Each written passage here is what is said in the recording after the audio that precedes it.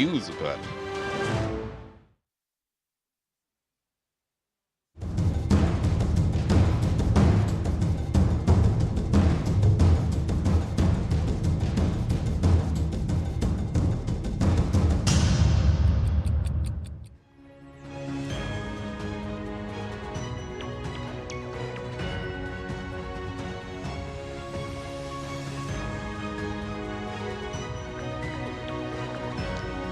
नमस्कार, DD news पर आप देखना शुरू कर चुके हैं हमारा खास प्रोग्राम। इस वक्त मैं हूं लालचंद्र सिंह।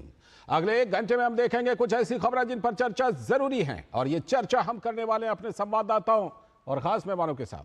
और आज सबसे पहले बात करेंगे कि चिलचिलाती गर्मी है, तेज धूप है, उसके बावजूद जो चुनाव है, मतदान है, उसको लेकर के लोगों में गजब का उत्साह है। और इसी बीच कई सीटों पर बड़े दिलचस्प मुकाबले होने हैं, परिवार के सदस्यों के बीच भी और गठबंधनों के बीच भी। तो इस पर सबसे पहले बात, और इसके बाद आज की खास चर्चा होगी कि लोकसभा चुनाव में जीत के अपने अपने दावे हैं, अपने अपने वादे हैं, दावे हैं, लेकिन किन का दावा गारंटी के साथ है, किन की गारंटी पर लोग भरोसा करेंगे, इसी पर आज की खास चर्चा होगी। और इसके बाद बात करेंगे कि रामनवमी के अवसर पर पश्चिम बंगाल से लेकर कर्नाटक तक हमले क्यों होते हैं? क्या एक धर्मनिरपेक्ष देश भारत में रामनवमी को मनाने की स्वतंत्रता नहीं है क्या? इस पर करेंगे बात। और इसके बाद कि आम आदमी पार्टी में क्या आखिरकार नंबर 2 वाली दावेदारी तय हो गई है, क्योंकि स्टार प्रचारकों की लिस्ट में सुनीता केजरीवाल, अरविंद केजरीवाल की पत्नी का नाम आ गया है, और तमाम जिम्मेदारी तो वो निभा ही रही हैं। तो इन सभी मुद्दों पर होगी बात, लेकिन सबसे पहले इस वक्त की हेडलाइंस।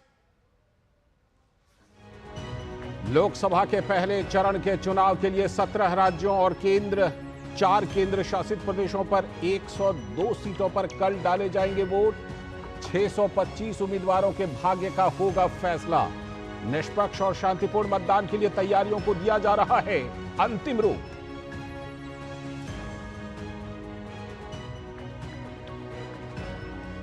लोकसभा चुनाव के दूसरे और अन्य चरणों के लिए प्रचार ने पकड़ा जोर। केंद्रीय गृह मंत्री अमित शाह ने गुजरात के साणंद में किया रोड शो, तो भाजपा के राष्ट्रीय अध्यक्ष जेपी नड्डा की असम के कोकराझार में चुनावी सभाएं।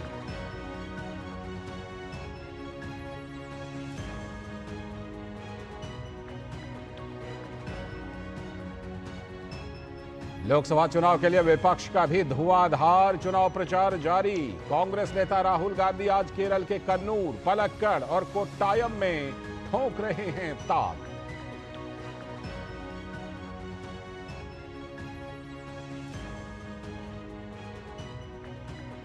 तेरह मई को होने वाले चौथे चरण के मतदान के लिए अधिसूचना जारी। उत्तर प्रदेश, पश्चिम बंगाल, आंध्र प्रदेश, बिहार समेत 9 राज्यों और 1 केंद्र शासित प्रदेश की 96 लोकसभा सीटों पर होना है मतदान।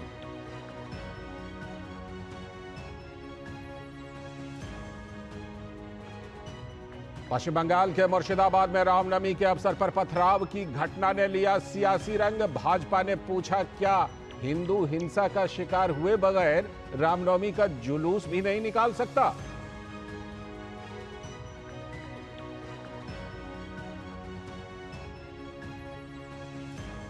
और कर्नाटक की राजधानी बेंगलुरु में 3 हिंदू युवकों को जय श्री राम के नारे लगाने से रोककर पिटाई की गई। कुछ मुस्लिम युवकों ने उनके साथ मारपीट की और उनसे अल्लाहू अकबर के नारे लगवाए। एफआईआर दर्ज।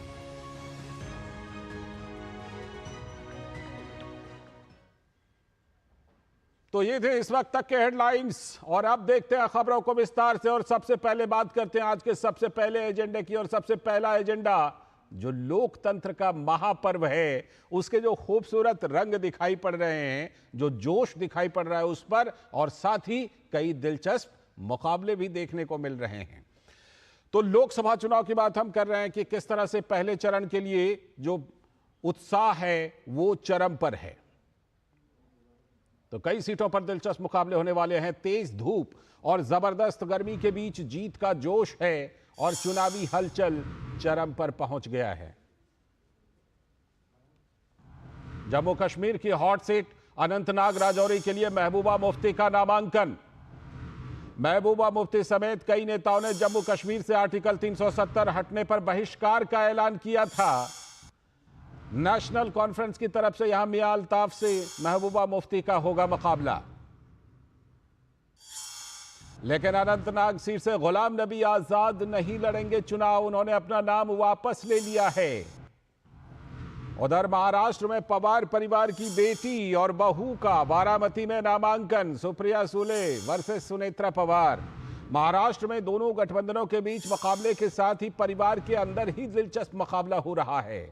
और सिर्फ महाराष्ट्र ही क्यों, देश भर में कई सीटों में परिवार के सदस्यों के बीच ही हो रहे हैं दिलचस्प मुकाबले। तो पहले प्रतिक्रियाएं सुन लीजिए, फिर अपने संवाददाताओं से जुड़ेंगे। नेशनल कॉन्फ्रेंस, कांग्रेस, सीपीएम, बाकी जो इंडिया गठबंधन की जो पार्टियां हैं, उनके तरफ से जनाब मियां अल्ताफ साहब ने आज अपना नॉमिनेशन पेपर जो है वो डीसी साहब को सबमिट किए हैं। और हम उम्मीद कर रहे हैं कि इंशाल्लाह इस इलेक्शन में तमाम पार्टियों के ताउन से मियां साहब जो हैं एक अच्छी कामयाबी इस इलेक्शन में हासिल करेंगे।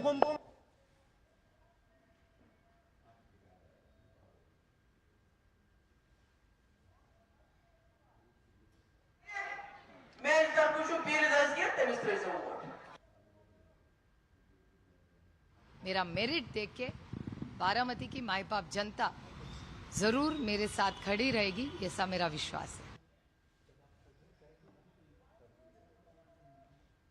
सबकी सेवा के लिए उनका आशीर्वाद मांगा और जीत के लिए भी आशीर्वाद मांगा कि वो सब भगवान के पास आशीर्वाद मांगने के लिए आते हैं। सीधे लिए चलते हैं केरल के पलक्कड़, जहां पर राहुल गांधी इस समय चुनाव प्रचार कर रहे हैं।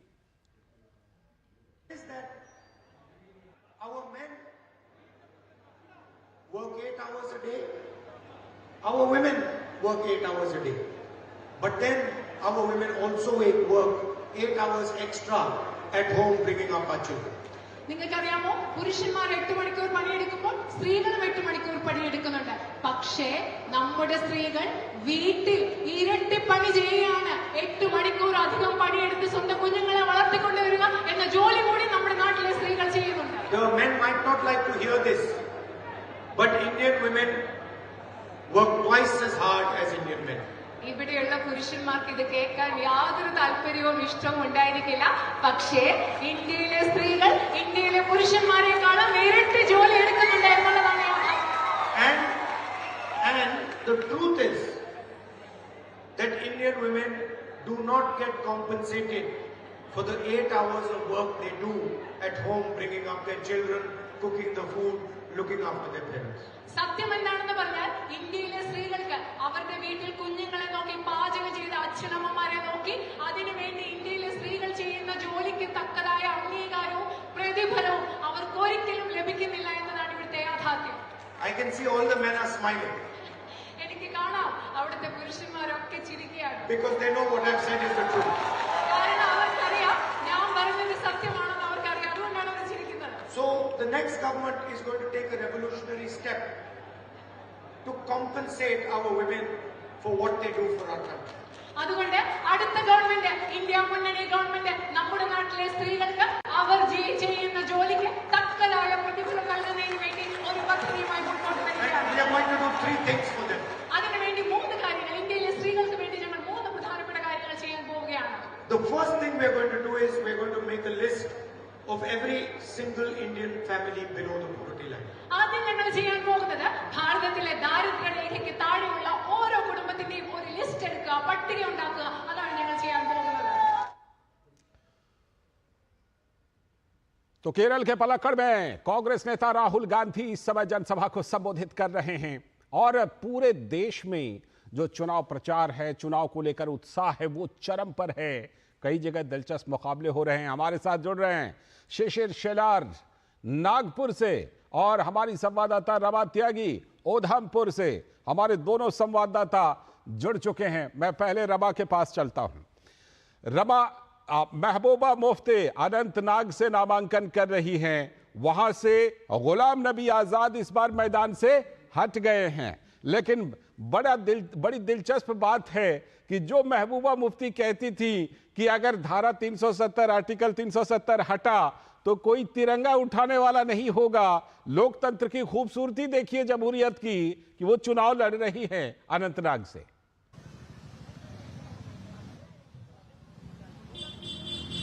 बिल्कुल आपको यही जो दोहरा चरित्र है, यही दिलचस्पी का केंद्र है इस वक्त लालचंद्र जी।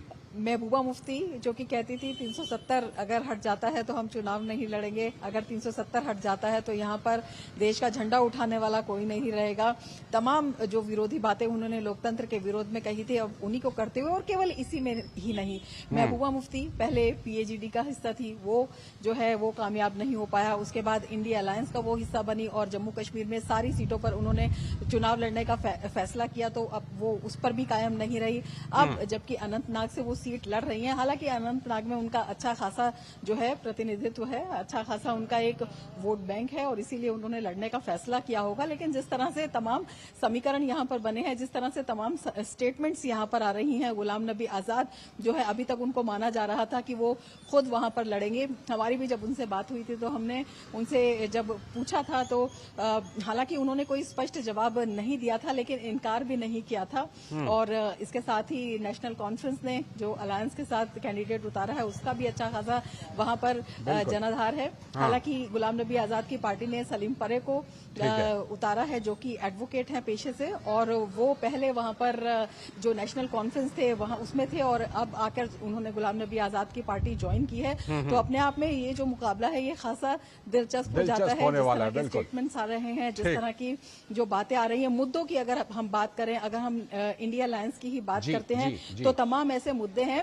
हालांकि वो मिलकर लड़ने की बात करते हैं, लेकिन कहीं ना कहीं कुछ मुद्दों पर कांग्रेस चुप होती है, तो कुछ मुद्दों पर जो नेशनल कॉन्फ्रेंस है वो स्पष्ट जवाब देने से बचती है। तो अपने आप में इन सब चीजों को देखते हुए बेहद अहम ये मुकाबला हो जाता है और बेहद रोचक स्थिति। हालांकि एक ये सीट है, लेकिन एक सीट में भी इसमें कई मतलब जो है छिपे हुए हैं। अब ये बहुत सारे पैगाम यहाँ पर छुपे हुए हैं। मैं लौटता हूँ आपके पास। लड़ा जा रहा है जम्मू कश्मीर की अगर हम बात करते हैं तो 370 के बाद ये पहला इतना बड़ा चुनाव है, सबसे बड़ा चुनाव है, और उसमें जिसमें कि देश का मुखिया चुना जाता है, उसमें जिस तरह से रमा, लौटता हूं आपके पास, रहिएगा हमारे साथ। रमा रुक जाइए, लौटता हूं आपके पास। शिशिर, जिस तरह से कि अब महाराष्ट्र में गठबंधन और गठबंधन यानी कि महाविकास आघाड़ी और महायुति के बीच तो मुकाबला हो ही रहा है, लेकिन परिवार के सदस्यों के बीच देखिए पवार वर्सेस पवार, सुप्रिया सुले वर्सेस सुनेत्रा पवार, ये भी बड़ा दिलचस्प बना रहा है मुकाबले को उस बारामती सीट पर जिस पर शरद पवार का, जिसको कहते हैं ना कि अभेद्य किला कहा जाता है।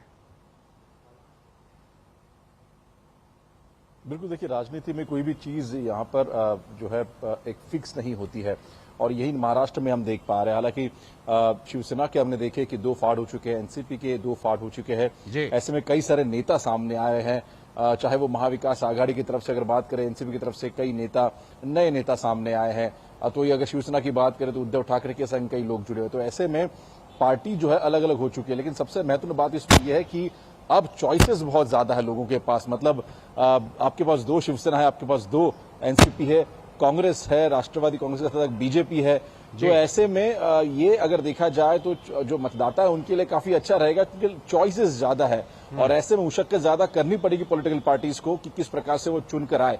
हालांकि जो मुद्दे हैं चुनाव के वही रहेंगे, खासतौर पर जिस प्रकार से विकास के मुद्दे के बारे में हम बात करें, जिस पर चुनाव लड़ा जा रहा है, और साथ ही साथ बाकी स्थानीय मुद्दे हैं, इसको भी जो है तवज्जो देनी पड़ेगी। तो ऐसे में कांग्रेस हो या फिर बीजेपी हो या फिर इंडिया अलायंस हो या इंडिया अलायंस हो, तो ऐसे में दोनों को भी ये देखना पड़ेगा कि जो भी उम्मीदवार वो खड़ा कर रहे हैं कि किस प्रकार से वो जनता के सामने जाके उनका जो है प्रश्न वो सामने लाते हैं। तो ये देखिए सबसे महत्वपूर्ण बात होगी। दूसरी महत्वपूर्ण बात, हालांकि विदर्भ का इलाका है, मैं इसके बारे में बात करना चाहूंगा। विदर्भ जो कि ईस्टर्न विदर्भ का इलाका जो है, एक समय में देखा था यहाँ पे मुकुल वासनिक, पीवी नरसिम्हा राव जैसे बड़े दिग्गज नेता उन्होंने यहाँ से चुनाव लड़ा था, उनका प्रतिनिधित्व किया था। इस बार अगर देखा जाए तो स्थिति पिछले 10 सालों में बदल चुकी है। अब कांग्रेस का एक स्ट्रांग होल्ड बन चुका है। तो विदर्भ अब की सीट जो है 5 सीटें अब कौन मारेगा ये देखना होगा। बिल्कुल, और महाराष्ट्र पर तो इस बार सभी की बिल्कुल खास नजर है कि महाराष्ट्र से क्या कुछ नतीजा आता है, क्योंकि महाराष्ट्र उन राज्यों में है जहां पर यह लग रहा है कि दोनों गठबंधनों के बीच अच्छा मुकाबला देखने को मिल सकता है। बहुत बहुत शुक्रिया शिशिर जुड़ने के लिए, और रमा आपका भी जम्मू कश्मीर के उधमपुर से जुड़ने के लिए। अभी वक्त है एक ब्रेक का, और ब्रेक के बाद जब लौटेंगे तब करेंगे आज की खास चर्चा की इस बार के लोकसभा चुनाव में अपने अपने वादे हैं, दावे हैं, गारंटी है, लेकिन बड़ा सवाल यही कि किसकी गारंटी पर मतदाता और लोग भरोसा करेंगे। इसी पर आज की खास चर्चा करेंगे। बने रहिए डीडी न्यूज के साथ। Delivery boy has picked your order. अरे भाई पता है भूख लगी है। 30 मिनट का मैसेज नोटिफिकेशन आया था ना। मैसेज के सारे थोड़ी बैठ सकते हैं। कल आपने कुछ शेयर्स बेचे थे ना? हाँ, तो चेक किया? मैसेज आया तो था। सिर्फ मैसेज काफी नहीं है। आप शेयर मार्केट में कोई भी ट्रांजैक्शन करते हैं ना, तो स्टॉक एक्सचेंज से आए एसएमएस या ईमेल को अपने डीमैट अकाउंट और बैंक स्टेटमेंट के साथ भी टैली कीजिए। बेटा भूख में ना दिमाग बंद हो जाता है। सोचकर समझकर इन्वेस्ट कर। यकीन है खुद पर है नाज। सुनती हूँ अपने मन की आवाज। कभी शर्मीली तो कभी हूँ जाबाज। रुकना मेरी आदत नहीं, थमना मेरी चाहत नहीं। मैं हूँ नारी, यही मेरा अंदाज। हर जिम्मेदारी मैं बखूबी निभाती हूँ। वोट दे, प्राउड वोटर कहलाऊंगी। पूरे देश संग चुनाव का पर्व मनाऊंगी।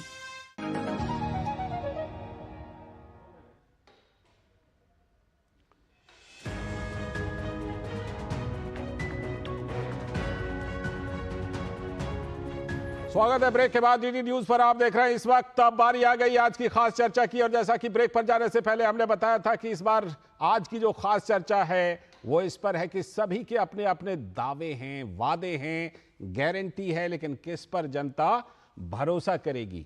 तो सबसे पहले कुछ प्रमुख बातें देख लीजिए, उसके बाद आज के खास मेहमानों से जुड़ेंगे और करेंगे चर्चा। तो लोकसभा चुनाव 2024 के पहले चरण के मतदान के लिए प्रचार प्रसार का शोर थम गया है। पहले चरण का शोर थम गया कल शाम 5 बजे। 21 राज्यों से 102 सीटों के लिए कल मतदान है। धुआंधार 36 रैलियों में पीएम मोदी ने विकसित भारत के संकल्प का प्रचार किया। तो उधर विपक्षी इंडी गठबंधन की पार्टियों ने भी प्रचार प्रसार में कोई कमी, कोई कसर नहीं छोड़ी है। पीएम मोदी कह रहे हैं, मैं 2014 में लोगों के बीच आशा लेकर आया था और 2024 में गारंटी लेकर आया हूं। राहुल गांधी अपने 5 न्याय 25 गारंटी के साथ संविधान बचाओ का भी मुद्दा उठा रहे हैं। तो कल पहली बार राहुल गांधी ने सपा नेता अखिलेश यादव के साथ संयुक्त प्रेस कॉन्फ्रेंस किया। गाजियाबाद में राहुल कह रहे हैं कि यह विचारधारा की लड़ाई है। एक ओर आरएसएस बीजेपी संविधान को खत्म करने की कोशिश में है, तो वहीं दूसरी ओर इंडी गठबंधन लोकतंत्र की रक्षा करने के लिए चुनाव लड़ रहा है। यह राहुल गांधी का कहना है। पीएम मोदी ने कहा है कि राजनीतिक नेतृत्व को लोगों को दिए गए वादे पर खरा उतरना चाहिए, वैसे ही वादे कीजिए जो पूरे कर पाएं। पीएम ने कहा कि राजनेताओं को जिम्मेदारी लेने की जरूरत है। मैं जो कहता हूं यह मेरी जिम्मेदारी है, मेरी गारंटी है। सवाल यह है कि कांग्रेस सहित इंडी गठबंधन के दलों के दर्जनों गारंटी का वादा तो कर दिया है, लेकिन इन दलों की चिंता लोगों के बीच गारंटी कम और संविधान बचाओ, लोकतंत्र खतरे में, इन सब पर ज्यादा है।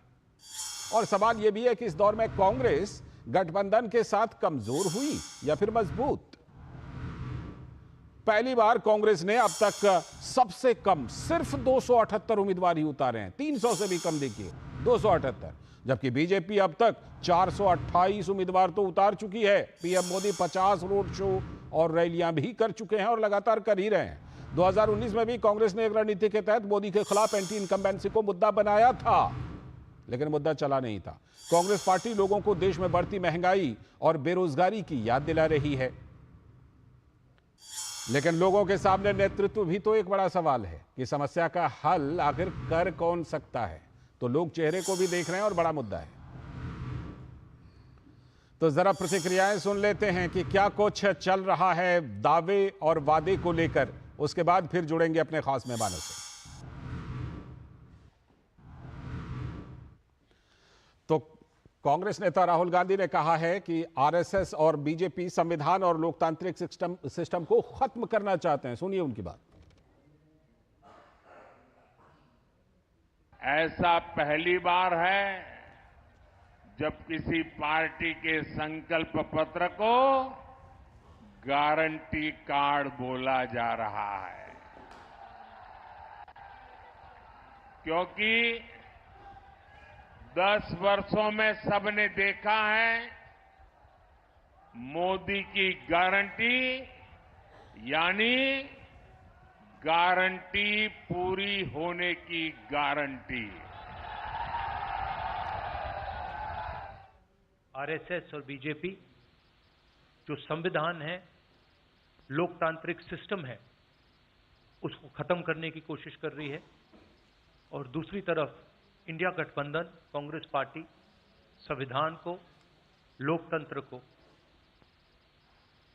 डिफेंड करने की कोशिश कर रही है, उसकी रक्षा कर रही है। तो आपने प्रतिक्रियाएं सुनी। प्रधानमंत्री नरेंद्र मोदी के अपने दावे, अपनी गारंटी की बात है। दूसरी तरफ विपक्ष कहीं ना कहीं ऐसा लग रहा है कि महंगाई, बेरोजगारी, संविधान खतरे में, लोकतंत्र खतरे में, उस पर लेकर आ रहा है। उधर घोषणा पत्र में तो गारंटी की बड़ी सी लिस्ट डाल दी है, लेकिन बात जो है ना वो ज्यादा इसी पर हो रही है, लोकतंत्र खतरे में, संविधान खतरे में। आज इसी पर खास चर्चा करने के लिए हमारे साथ जुड़ रहे हैं हमारे सलाहकार संपादक विनोद मिश्र जी, साथ में हमारे साथ एसएन सिंह जो भारतीय जनता पार्टी के प्रवक्ता हैं, और हमारे साथ राकेश शेट्टी जी, कांग्रेस प्रवक्ता। बहुत बहुत स्वागत है एसएन सिंह जी, राकेश शेट्टी जी, आपका भी बहुत बहुत स्वागत है इस चर्चा में। मैं चर्चा को विस्तार देता हूं विनोद जी के जरिए। विनोद जी, हमने देखा कि भाई लंबी लंबी लिस्ट आई, 5 न्याय, 25 गारंटी और पता नहीं कितने कितने, लेकिन एक बार फिर से जब बातें होती है ना तो लगता है कि बातें एक बार फिर से वहीं पर आ गई कि भाई संविधान खतरे में, लोकतंत्र खतरे में, और दूसरी बात महंगाई है, बेरोजगारी है। वो भी अगर ठोस आंकड़ों के साथ बात हो तो बड़ी अच्छी बात है, लेकिन लगता है कि उसमें ठोस आंकड़े के बजाय नैरेटिव ज्यादा है। क्या लाल जी, जब हम कहते हैं कि लोकतंत्र का ये उत्सव है तो ये डेफिनेटली आपको अगर ग्राउंड जीरो पे जाएंगे और वहाँ जब इलेक्शन की रैलियों में आप भीड़ देखेंगे और उनका वो जिस तरह से चीयरिंग देखेंगे तो आपको लगेगा कि डेफिनेटली ये लोकतंत्र का महा उत्सव है जी। पहले फेज की बात आप कर रहे थे, तो फर्स्ट फेज के लिए जो कल से चुनाव प्रचार प्रसार बंद हुआ, शोरगुल जो है अभी थम गया है। नेताओं के अपने डोर टू डोर जो कैंपेन है लोगों के साथ संपर्क का, वो अभी भी चल रहा होगा। लेकिन सवाल इंपॉर्टेंट है कि पहले फेज के जो 102 लोकसभा सीटें 21 राज्यों में जो पहला चुनाव होने जा रहा है, उसकी अगर आप एक झलक तैयारियों का देखें तो उस तैयारियों में आप देखें कि पब्लिक पार्टिसिपेशन के साथ नेताओं का किस तरह से रहा है। अगर ये चीजें हमें समझना चाहिए कि सिर्फ पहले फेज के लिए पीएम मोदी 36 रैलियां की है, उसके अलावा इतने दर्जनों रोड शो किए हैं। जी जी। अमित शाह 23 से ज्यादा रैलियां की है, राजनाथ सिंह 12 से ज्यादा रैलियां की है जी। राहुल गांधी की भी ताबड़तोड़ रैलियां चल रही है। बिल्कुल। लेकिन इंडिया गठबंधन की बात आप कर रहे हैं तो यूपी में 80 सीट है, और उस 80 सीट पे जब हम देखते हैं तो पहली बार राहुल गांधी और अखिलेश यादव का प्रेस कॉन्फ्रेंस हुआ था। और वो भी कितना, मतलब मतदान को एक दिन पहले जब इलेक्शन प्रचार प्रसार का वहां पे, खैर यूपी में गाजियाबाद का सेकंड फेज में। लेकिन इंपॉर्टेंट ये है कि आप पब्लिक के बीच में गठबंधन को किस रूप में ले जा रहे हैं।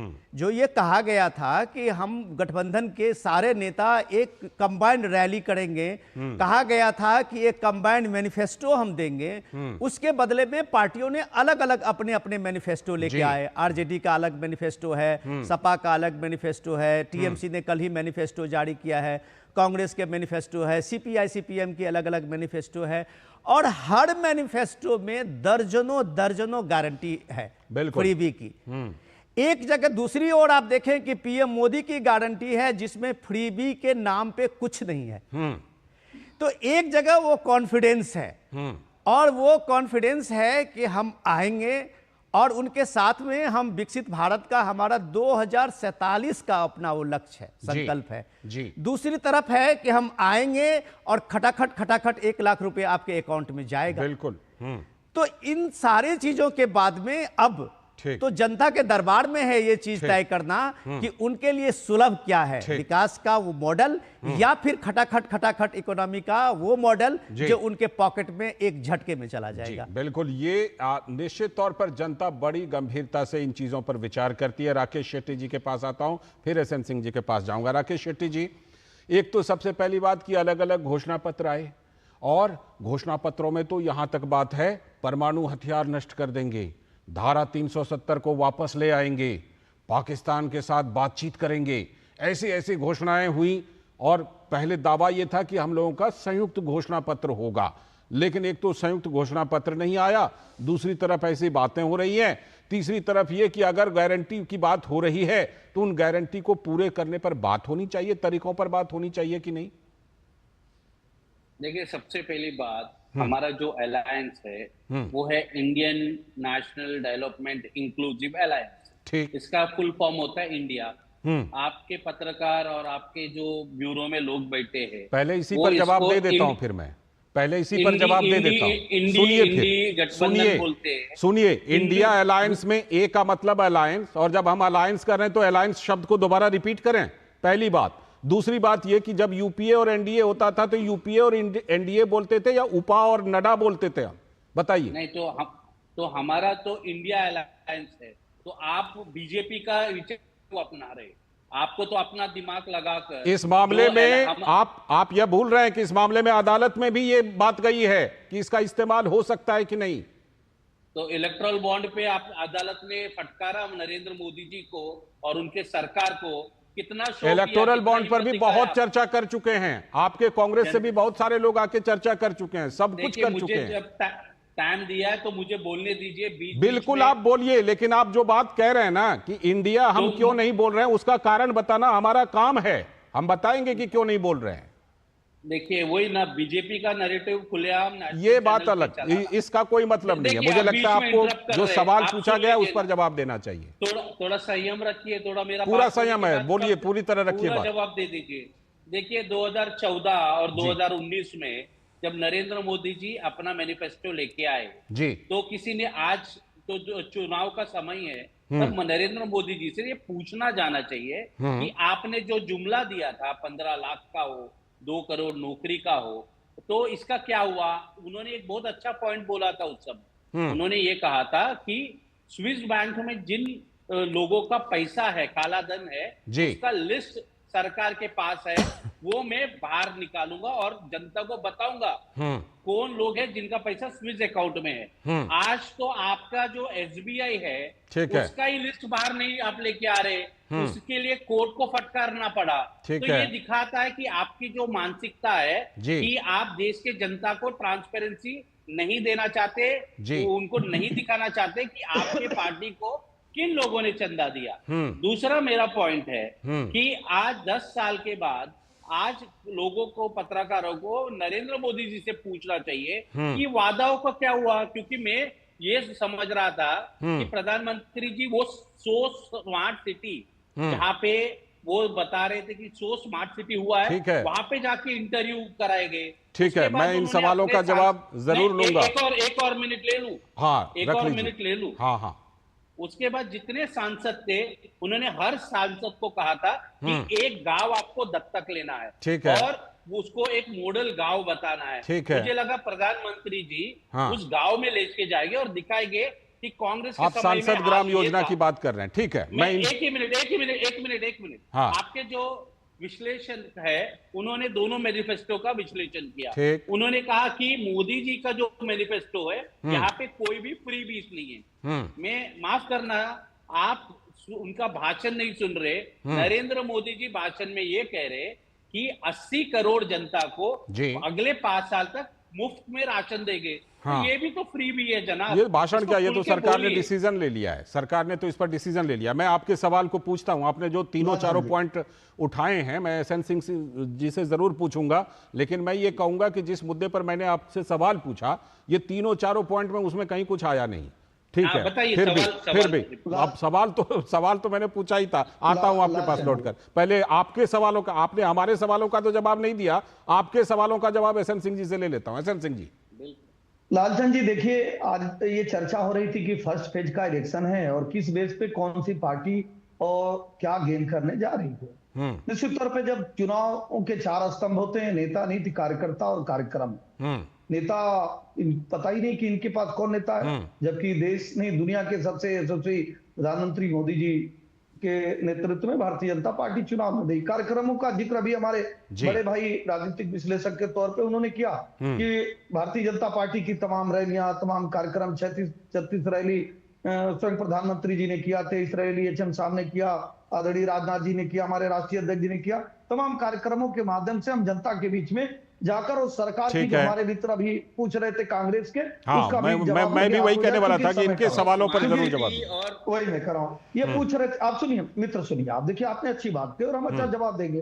दरअसल जो शो के आए रहते हैं, जो देश के संसाधनों पे एक अधिकार बताते हैं, उनको नहीं पता है कि हमने क्या किया। हम सभी रैलियों में जाकर ये बताने का कार्य करते हैं, आदरणीय प्रधानमंत्री जी भी बताने का कार्य करते हैं कि भारतीय जनता पार्टी की सरकार प्रथम दिन से जब 2 सीटें पाती थी तो भी कहती थी कि हम भव्य राम का मंदिर का निर्माण करेंगे, उसको हमने पूरा किया।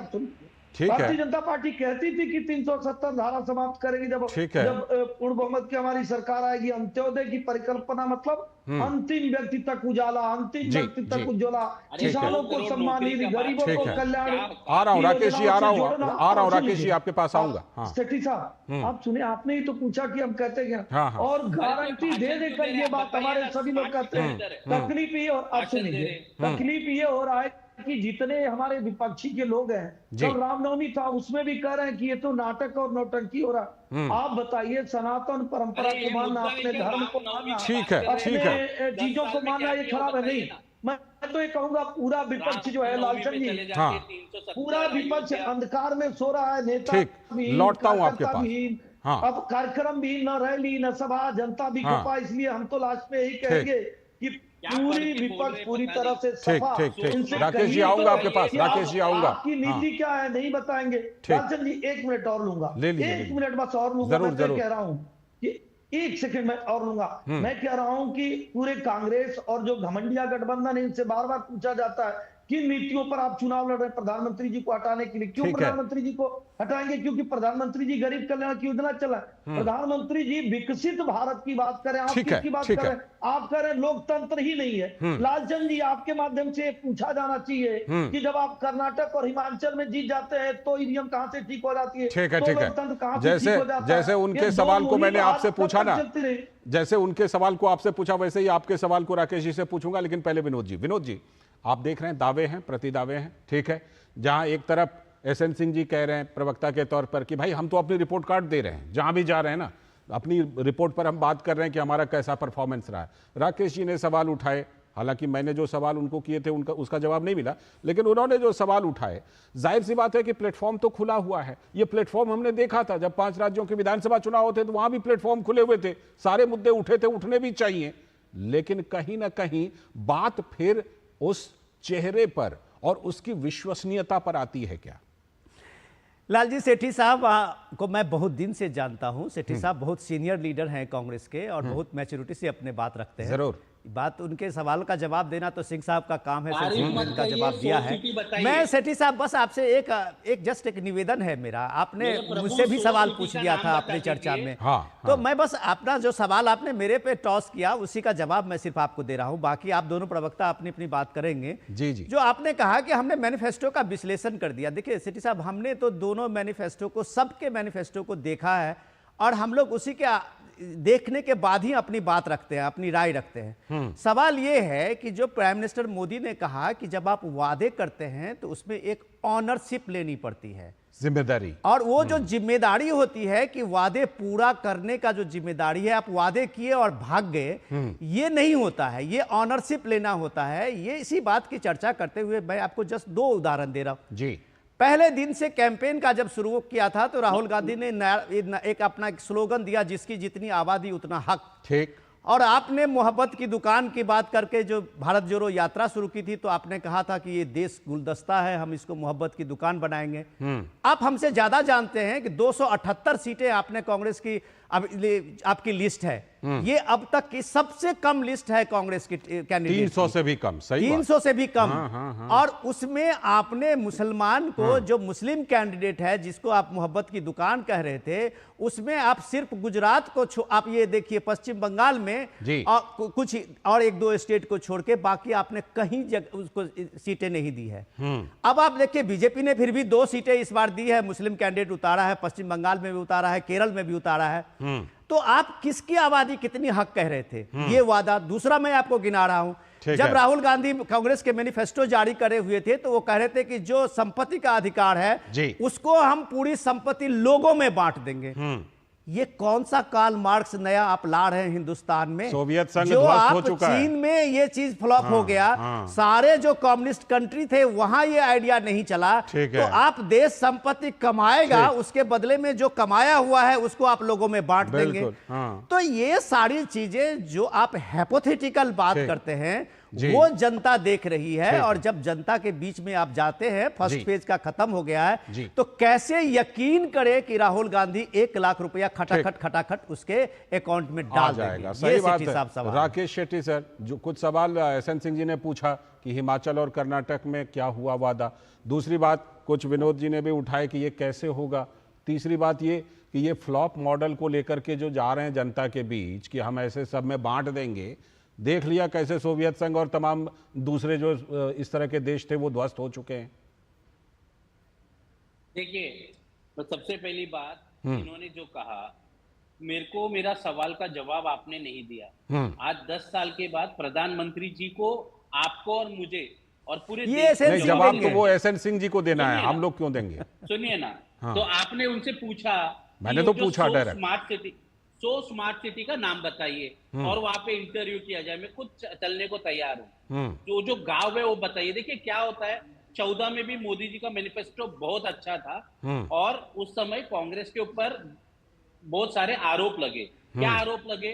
कोयला घोटाला, नवीन जिंदल को आपने ले लिया, आदर्श घोटाला, अशोक चौहान आरोपी आपने ले लिया, उसके बाद सिंचन घोटाला 70,000 करोड़, खुद प्रधानमंत्री बोलते, फिर आपने अजित पवार को डेप्यूटी सीएम बना लिया। और उसके बाद हेमंत विश्व शर्मा, इसके ऊपर घोटाला, बाद अमित शाह का प्रेस कॉन्फ्रेंस है सर, उसके बाद आपने उनको मुख्यमंत्री बना दिया। प्रफुल्ल पटेल का दाऊद से लिंक, सुन लीजिए सर, दाऊद से लिंक है उनका। सीजे हाउस है वर्ली में, आप आके देख लीजिए, ईडी ने कब्जा कर लिया, अपना मुख्यालय बना लिया। वो प्रफुल्ल पटेल को फिर से राज्यसभा भेज दिया। हसन मुशर्रफ, इनके बैंक के अंदर 250 करोड़ कैश जमा कर दिया था नोटबंदी के समय, वो अभी महाराष्ट्र सरकार में मंत्री है। तो जो एक वादा नरेंद्र मोदी जी ने इस देश के जनता से कहा था कि जितने घोटालेबाज लोग हैं वो अंदर जाएंगे। जी बिल्कुल, आ रहा हूँ एसएन सिंह जी, आ रहा हूँ एसएन सिंह जी, आ रहा हूँ, आप ही के पास आऊंगा। राकेश शेट्टी जी को पूरी कर लेने दीजिए, फिर आपके पास आता हूँ। देखिए, ये जितना एक वादा तो अगर मोदी जी पूरा करते, मैं बोलता हूँ कांग्रेस के भी लोगों को अंदर डाल देते, मगर आप एक वादा तो जनता से पूरा कर देते कि ये जितने लोगों का, अब उनसे जवाब ले लेता हूँ। जेल भेजने का। लालचंद जी, हाँ, आप एसएन सिंह जी जवाब। लालचंद जी, अगर इनसे तो पूछेंगे, पूरे दिन भर ऐसे बोलते रहेंगे, ये लोग ऐसे करते ही हैं। इनसे कहिए एक वादा ऐसा पूरा हुआ जो दर्द बढ़ा रहा है। जहां आप कहते थे भगवान राम होते ही नहीं है, अब आप भी राम का नाम लेने लगे, वादा नहीं पूरा हुआ। एक एक करके राकेश जी, एक एक करके। सुनिए, अब तकलीफ आपके बीच में बोला नहीं, अब सुनिए। अब जवाब सुन लीजिए। क्या किए? अरे भाई, हम इस संकल्प पत्र में भी 3 करोड़ का वादा करें कि 3 करोड़ मकान बनाएंगे, तो 4 करोड़ मकान बना के दिए हैं। अगर हम सूर्य घर योजना की बात कर रहे हैं तो हम उसके पहले उस पर कार्य किए हैं। अगर हम 54,000 गांव में बिजली पहुंचाने का कार्य किए हैं। अगर 13.5 करोड़ घरों में हर घर जल नल योजना देने का कार्य किए हैं। हम महिलाओं को शौच से मुक्ति दिलाने का कार्य किए हैं। हम लोगों के घरों में उजाला और उज्ज्वला देने का कार्य किए हुए थे। और रही बात आपने कहा बुलेट ट्रेन की, तो बुलेट ट्रेन आप देखे होंगे, उसका पूरा मॉडल ही नहीं, वो सारी तैयारी पूरी हो गई है, इस कालखंड में वो चलने लगेगी। और हमारी बहुत सारी ऐसी ट्रेनें जो आज सपने में आप सोच नहीं सकते थे, वो सपना ही तो पूरा हुआ। वो सपना ही तो पूरा हुआ। 370 पे जो कांग्रेस कहती थी अरे कोई हटा देगा तो देश में खून खराब हो जाएगा, क्यों खून खराब हो जाएगा? हमारी चीजें सुव्यवस्थित तरीके से, लालचंद जी, हम अपनी चीजों को रख नहीं सकते। ये डर और भय दिखाने का जो वातावरण है, ये समाप्ति ही तो हुआ है, पत्थरबाजी समाप्ति ही तो हुई। और लालचंद जी, जो लोग घुटने टेक कर ये कहते थे कि नहीं पाकिस्तान से पहले बात करने से पहले अलगाववादियों से बात करनी होगी, हमने सीना ठोक के वो नहीं बात करके दिखाया तो कि नहीं पड़ोसी देशों से अच्छे रिश्ते रखेंगे, लेकिन कांग्रेस की तरह घुटने टेक कर नहीं रखेंगे। आज मुंबई से लेकर बड़ोदरा से लेकर दिल्ली तक 12 घंटे में यात्रा करते हैं। सफल तो हुआ कि देश में बड़े बड़े कॉरिडोर बने, रेल आज देश में चल रही है, सफल तो हुआ। आपको नहीं दिखाई दे रहा है तो आइए देखिए, जिस मेरठ में जाने में 6 घंटे 8 घंटे दिन गुजर जाते थे, 2 घंटे में दिल्ली से मेरठ लोग पहुंचते हैं। ये चीजें तो ठीक है, ये तो लोग भी अनुभव कर रहे हैं। सारी चीजें भारतीय हाँ, मैं आऊंगा नहीं किया। सेठी जी को तकलीफ ये है कि हमने भव्य राम का मंदिर क्यों बनवाया? जहां कहते थे परिंदा पर नहीं मार सकता है, वहां पैर रखने की जगह नहीं, ऐसा क्यों किया? क्यों हम सबका साथ सबके विकास के नारे को किए? क्यों नहीं इनकी तरह तुष्टीकरण किए कि खुलेबंदी और दूसरे की नसबंदी किए? अरे मैं तो कहूंगा 26/11 की घटना याद है, पूरी दुनिया देख रही थी कि एक आतंकवादी उस घटना को अंजाम दिया, लेकिन ऐसे कांग्रेस के लोग जो कहते थे नहीं ये तो हिंदुओं का आतंकवाद है, ऐसी विचारधारा को हमने लालचंद जी समाप्त किया और संपूर्ण भारत के विकास के लिए कार्य किया। इस नाते संपूर्ण भारत ठीक, छोटा सा काउंटर राकेश शेट्टी जी, छोटा सा काउंटर कीजिए। देखिए, ये जो महिला का तस्वीर मैं आपको बता रहा हूँ, जो अब इन्होंने कहा 4 करोड़ घर मिला, ये जो महिला है इनका फोटो छपा था न्यूज़पेपर में, सभी बड़े अखबार में। मैं एक बात कहूं, अरे राहुल, मैं एक बात कह रहा हूं, आप ये कहिए कि 4 करोड़ नहीं बना है, 3 करोड़ बना है, आप भी कुछ डेटा दीजिए ना। एक महिला का फोटो दिखाने से नहीं बनेगी ना बात। आप क्या ये कहना चाहते हैं कि किसी को घर नहीं मिला, ये कहना चाह रहे हैं क्या? भोजन किए थे, उसकी क्या स्थिति थी? बता रहा हूँ कि आपको उत्तर प्रदेश की सरकार उसको आवाज देने का कार्य की। ठीक है, चलिए विनोद जी को मुझे चर्चा में लग दीजिए। आप दोनों के पास आता हूँ विनोद जी, कभी पता की है? सेठी साहब, विनोद उसको तो कर देते। विनोद जी, सेठी साहब, हमारे लिए इम्पोर्टेंट आज ये है कि कल चुनाव है और कल के चुनाव के विचारधारा अपने आप बदल जाएगी। आता हूं आप दोनों। विनोद जी को पहले साहब, हम लोग का बस ये था, अब आज की चर्चा में हम लोगों ने ये कहा था कि जो वादे का ऑनरशिप है वो लेना पड़ेगा। आप ऑनरशिप आपको लेना पड़ेगा। ठीक है, आप जब चीज लोगों के सामने में लेके जाते हैं तो वो आपको आज के जो मतदाता हैं वो आपसे सवाल पूछते हैं कि ये पैसा आएगा कहां से। रही बात, ये लोकतंत्र है, जनता के बीच में बीजेपी के भी नेता हैं, आपके भी नेता हैं, फैसला उनको लेना है। लेकिन लोकतंत्र में ये चीजें होनी चाहिए। ऑनरशिप का ये इंपॉर्टेंट है कि किसी को ये नहीं लगे कि आप एक परसेप्शन बना रहे हैं, सिर्फ जो चुनाव में सिर्फ अपना एक प्रेजेंस दिखा रहे हैं और ये प्रेजेंस दिखा के आप चुनाव जीतना चाह रहे हैं, ऐसा शायद अब के दौर में नहीं होगा। एसएम सिंह जी, आप कुछ 10 सेकंड में कहना चाहते हैं? लालचंद जी, मैं कह रहा हूं आज इस बात की चर्चा हो रही थी कि यूपी की 80 सीटों में से भारतीय जनता पार्टी कितनी पा रही। हम कह रहे हैं ना कि हम 80 में 80 ठीक है, हमें विश्वास है, दावे लेकर जाइए। बिहार में 40 में से 39, ठीक है, हम पिछली बार पाए थे 40 में 40 पा रहे हैं। ये चलिए, अपने वादे अपने दावे लेकर जाइए जरूर। जनता और मतदाता को फैसला करने दीजिए। बहुत बहुत शुक्रिया एसएन सिंह जी जुड़ने के लिए, राकेश शेट्टी जी आपका भी जुड़ने के लिए और विनोद जी आपका भी इस चर्चा में हिस्सा लेने के लिए बहुत बहुत शुक्रिया। तो आज की हमने खास चर्चा की कि किस तरह से जो दावे हैं, वादे हैं, गारंटी है, उस पर आगे चल करके कितनी जिम्मेदारी ले रहे हैं नेता और कितना भरोसा कर पा रहे हैं मतदाता, कितना भरोसा करेंगे वो तो हमें चुनावी नतीजों में दिख जाएगा। वक्त है अभी एक ब्रेक का। ब्रेक के बाद जब लौटेंगे तो फिर आज की कुछ और बड़ी खबरों पर करेंगे चर्चा।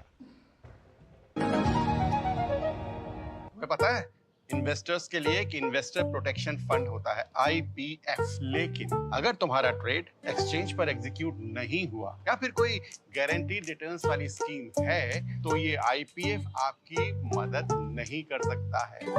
और अगर आपका ब्रोकर ही डिफॉल्टर बन जाए तो फिर IPF आपको कॉम्पेंसेशन दिला सकता है। कहां से सीखा? NSE की साइट पर। सोच कर, समझ कर, इन्वेस्ट कर।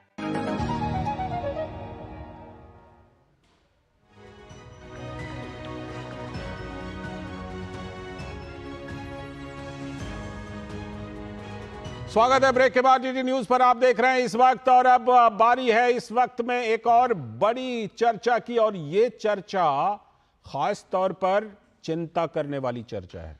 बात यह है कि क्या भारत धर्मनिरपेक्ष देश नहीं है, और अगर धर्मनिरपेक्ष देश है तो क्या किसी खास अवसर पर, किसी खास त्योहार पर हमले किए जाएंगे? ऐसी घटनाएं आई हैं कर्नाटक की राजधानी बेंगलुरु से।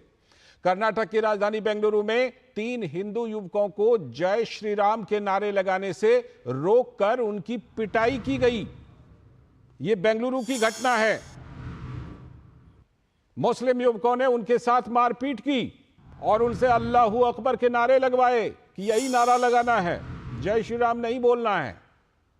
ये चिकबेताहल्ली इलाके में 3 युवक रामनवमी के अवसर पर अपनी गाड़ी में भगवा झंडा लगाकर जा रहे थे। रामनवमी का मौका था, तो साथ ही ये तीनों हिंदू युवक रामनवमी के अवसर पर जय श्री राम का उद्घोष भी कर रहे थे, नारे लगा रहे थे। इतने में ही 2 बाइक सवार मुस्लिम युवक आए और आकर उन्होंने हिंदू युवकों की गाड़ी को रोक लिया। मुस्लिम युवक इन युवकों को रोककर परेशान करने लगे और कहा, नो जय श्री राम, ओनली अल्लाहू अकबर। तो घटना का वीडियो वायरल हुआ, तो इस मामले में अब एफआईआर भी दर्ज कर ली गई है। और ये तो बात हुई कर्नाटक की। देखिए, पश्चिम बंगाल में भी रामनवमी की शोभा यात्राओं पर कई जगहों पर पथराव हुए। तो बड़ा सवाल ये कि रामनवमी पर क्यों कई जगहों पर करना पड़ता है ऐसे हमलों का सामना, और साथ में ये सवाल कि क्या एक धर्मनिरपेक्ष भारत देश में नहीं मना सकते हैं अपने त्योहार? तो पश्चिम बंगाल की मुख्यमंत्री ममता बनर्जी ने कहा है इस पर कि जो लोग रामनवमी के दिन नारेबाजी कर रहे थे वो दंगा भड़का रहे थे। বিপদে ফেলবে। আমি ভাই বোনদের বলবো, যদি দেখেন স্লোগান দিচ্ছে 17 তারিখ ওটা ওদের দাঙ্গা করার দিন, 17 তারিখ ওটা ওদের দাঙ্গা করার দিন, 17 তারিখ ওটা ওদের দাঙ্গা করার দিন। पत्थरबाजी पर कोई टिप्पणी नहीं है, पत्थर जिन्होंने फेंके उन पर कोई टिप्पणी नहीं है ममता बनर्जी की। तो पश्चिम बंगाल के भाजपा अध्यक्ष सुकांतो मजूमदार ने कहा है कि रामनवमी जुलूस पर हमला टीएमसी द्वारा प्रायोजित था।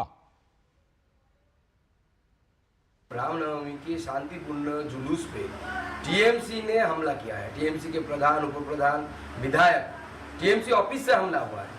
पूरी ये ममता बनर्जी की प्लानिंग हो रही है, और ममता बनर्जी बहुत कोशिश कर रही थी लोगों को उस्काने के लिए।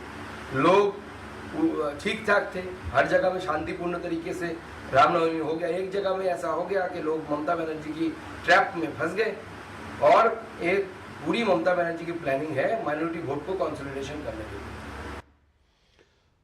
तो दोनों जगहों पर यह घटनाएं हुई हैं, कर्नाटक की राजधानी बेंगलुरु में और पश्चिम बंगाल में तो कई जगहों पर। हमारे 2 संवाददाता जुड़ रहे हैं इस खबर पर बात करने के लिए। आयशा खानम बेंगलुरु से और प्रसेनजीत बख्श कोलकाता से हमारे साथ जुड़ चुके हैं। मैं पहले आयशा के पास चलता हूं। आयशा, ये जो घटना है इसमें एफआईआर तो दर्ज कर ली गई है, क्या कार्रवाई हो रही है? अभी तक किस तरह की कार्रवाई हुई है? ये मामला अभी तक कितना प्रकाश में आया है?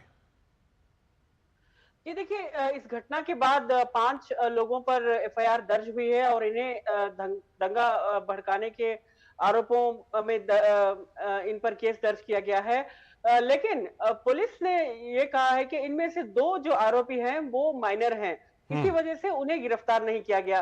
तो यही वजह है कि बीजेपी अब लगातार ये मांग कर रही है, और एक डेडलाइन रखा है बीजेपी ने कि अगर पुलिस इन तमाम लोगों को गिरफ्तार नहीं करती तो पुलिस इस पूरे तो बीजेपी इस पर विरोध प्रदर्शन शुरू कर देगी।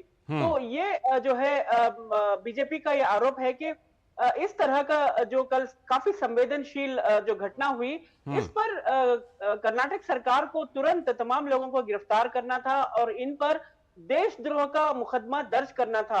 ऐसा नहीं किया है, इन पर महज छुटपुट दंगा भड़काने का केस दर्ज किया गया है। ठीक है। तो ऐसे में बीजेपी यही मांग कर रही है कि क्यों इस तरह से कर्नाटक सरकार लगातार तुष्टीकरण के जो मामले हैं उस पर पर्दा डालने की कोशिश करती है, तुष्टीकरण की राजनीति करती आ रही है, और यही कोशिश करती है कि जो आरोपी हैं उन्हें बचा लिया जाए और जिन पर हमला हुआ है उन पर शिकायत दर्ज हो रही है। तो ये दूसरी ऐसी घटना थी जब हनुमान चालीसा के बाद जो बेंगलुरु में इस तरह की घटना हुई थी, उसके बाद ये दूसरी ऐसी घटना है जब जय श्री राम के नारे लग रहे थे और 2 युवक जो है उन पर जबरदस्ती हमला करते हुए एक वीडियो क्लिप में नजर आ रहे हैं, जो वीडियो क्लिप बीजेपी ने जारी किया है। ठीक है, जाहिर सी बात है कि इसमें सभी की नजर रहेगी कि सिद्धारमैया सरकार, कर्नाटक के पुलिस आगे इस मामले पर क्या कार्रवाई करती है। प्रसेनजीत दा के पास चलता हूं।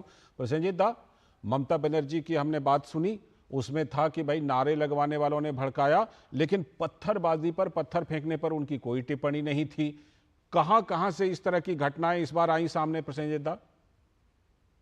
नहीं लालचंद, मुझे लगता है कि जहां तक इस दंगा को जाना चाहिए था उस तक नहीं गया, इसीलिए थोड़ा सा दुखी है ममता बनर्जी। अच्छा।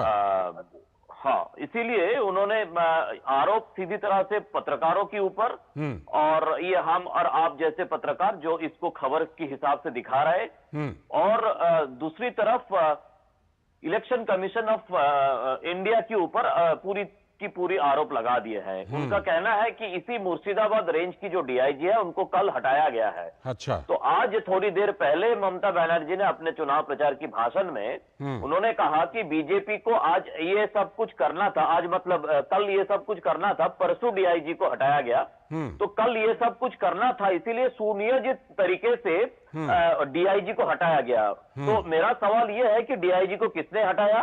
इलेक्शन कमीशन ऑफ इंडिया ने हटाया। मतलब ममता बनर्जी की जो आरोप है वो इलेक्शन कमीशन की तरफ है कि बीजेपी के कहने पर डीआईजी को हटाया गया, और इसी तरह से बाकी बीजेपी के लोग ये जो कार्रवाई है ये कार्रवाई किए हैं, ये जो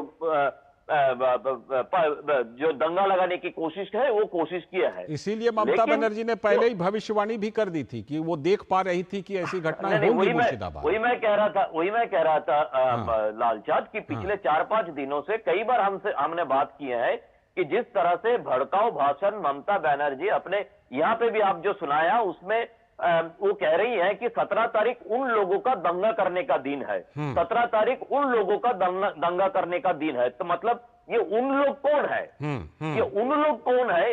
ये सवाल तो ममता बनर्जी से पूछना चाहिए कि उन लोग कौन है, और आखिर तक ये हुआ क्यों, और आखिर तक उनका आरोप पूरी तरह से गुस्सा पत्रकार और ईसीआई के ऊपर गजब हालत है कि पहले रामनवमी जुलूस निकालने के लिए तो हाईकोर्ट जाना पड़ेगा, उसके बाद जुलूस निकलने पर पत्थरबाजी होगी, उसके बाद फिर उल्टा आरोप जो है दूसरी तरफ लगाया जा रहा है। लेकिन मामले की जांच होनी चाहिए, सच्चाई सामने आनी चाहिए। बहुत बहुत शुक्रिया दादा प्रसेनजीत दा जुड़ने के लिए, और साथ में आयशा आपका भी जुड़ने के लिए और इस खबर पर चर्चा करने के लिए। और अब बढ़ते हैं एक और बड़ी खबर की तरफ, और ये जो बड़ी खबर है ये दिल्ली के आम आदमी पार्टी की तरफ से है कि अब क्या ये तय हो गया है कि आम आदमी पार्टी में दूसरे नंबर पर अरविंद केजरीवाल की धर्मपत्नी सुनीता केजरीवाल आ चुकी हैं। ऐसा इसलिए क्योंकि आम आदमी पार्टी के राष्ट्रीय संयोजक अरविंद केजरीवाल की जिम्मेदारी क्या अब पत्नी सुनीता केजरीवाल ने संभाल ली है। औपचारिक तौर पर भी नाम आ गए हैं, इसीलिए यह सवाल उठ रहा है।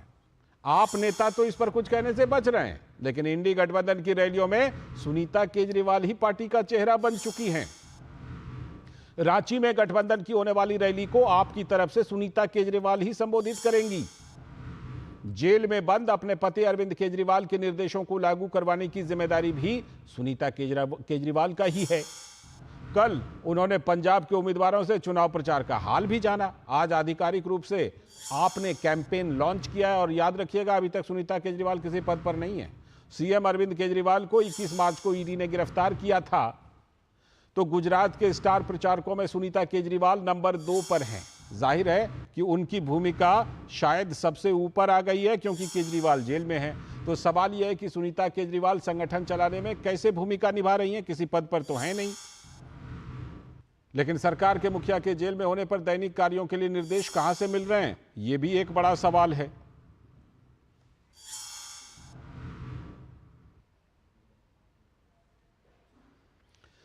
तो ये बड़ा सवाल है कि किस तरह से सुनीता केजरीवाल जो हैं इन चीज़ों को लेकर के कर रही हैं, और क्या अब ये साफ हो गया है कि दूसरे नंबर पर वही हैं। जुड़ रहे हैं हम अपने संवाददाता के साथ।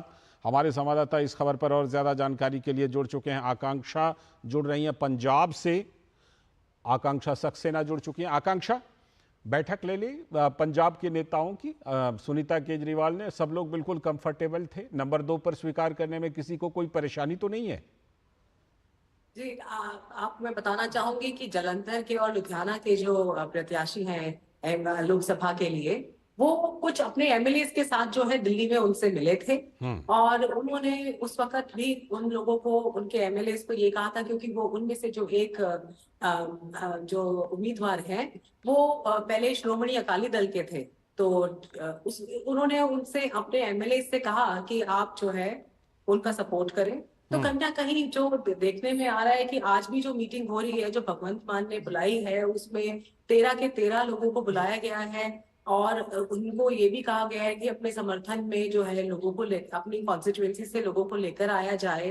तो कहीं ना कहीं देखने में ये आ रहा है कि अभी कोई भी नेता जो है वो इस वक्त आम आदमी पार्टी दिल्ली से जो नहीं आ पा रहा है, पर जो कि कोई भी पोस्ट नहीं होल्ड कर रही थी आम आदमी पार्टी में, उनकी जो पत्नी है उन्होंने आके एक तरीके से मोर्चा आके यहाँ से संभाला है। आज से लोकसभा के जो आज की जो कैंपेनिंग है वो शुरू हुई है, किक स्टार्ट हुई है, जिसमें भगवंत मान, एक तरीके से देखा जाए तो भगवंत मान भी जो है वो ना सिर्फ पंजाब में, मेरे ख्याल से जहां जहां इलेक्शंस फर्स्ट फेज में हो रहे हैं वहां पर जा रहे हैं। तो एक जो चेहरा है आम आदमी पार्टी का, कोई भी जो बड़ा दिग्गज नेता है वो अभी तक नहीं नजर आ रहा है, पर हम देखने में आ रहा है कि उनकी पत्नी जो है वो मोर्चा संभाले हुए हैं इस वक्त। अब इस जो ये हो रहा है इसमें अभी क्या इसका प्रभाव पड़ेगा वो तो लालचंद जी आगे देखना पड़ेगा। लेकिन एक चीज तो साफ हो गई अभी जी आकांक्षा, एक चीज तो साफ हो गई,